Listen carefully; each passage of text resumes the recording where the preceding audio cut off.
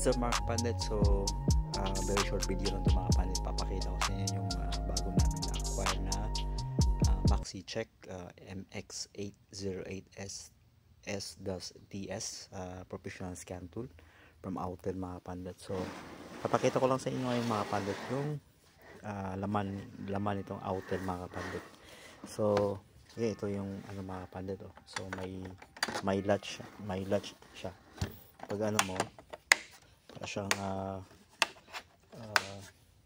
siyang case, okay, hard case. So meron siyang latch yan. Kapag bukas mo yan, makikita mo na yung contents or components ng ating scan tool. So ito, makita nyo itong unit niya. Dito naman may mga quick start guide, yung mga listahan kung anong laman itong meron pa siyang mga kapandit. Meron pa siyang cleaning cloth, tsaka meron siyang packing list mga kapandit. So dito naman sa packing list mga kapandit, so meron siyang main unit, BCI mini USB cable, strap.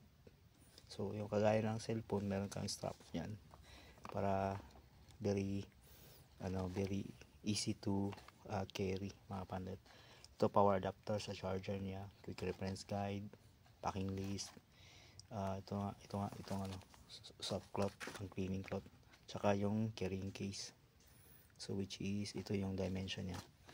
Yan mga kapandit. So ito yung start guide, quick start guide, and then ito yung mga mga kapandit. Dito yung mini USB adapter, tsaka ito yung charger by the way. And then ito naman yung pinaka main unit. Ito yung pinaka importante bakit natin binili itong scan tool. So sa next video natin mga kapandit, papakita ko sa inyo, may explore natin itong mga kapandit. Explore natin itong features ng Autel and paano paggamit. Okay, ito yung Autel. So meron siyang ito. So bubunot lang siya dyan. Ayan. Ito yung sasaksak natin sa OBD pin. Okay. So balik mo lang din. Ayan. So yan yung niya, Maxi-Check MX808S DS. Okay. So yan ang mga pandit. Okay.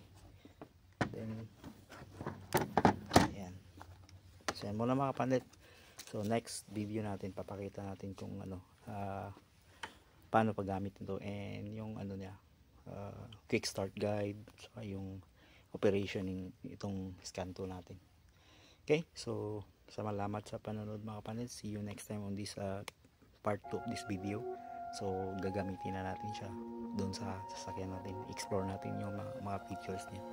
Okay, so that's about it mga kapandit, and see you sa next video.